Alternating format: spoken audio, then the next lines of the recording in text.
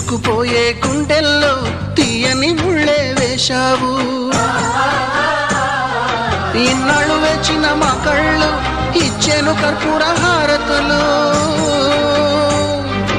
ఇన్నాళ్ళు వేచిన మా కళ్ళు ఇచ్చెను కర్పూర హారతులు.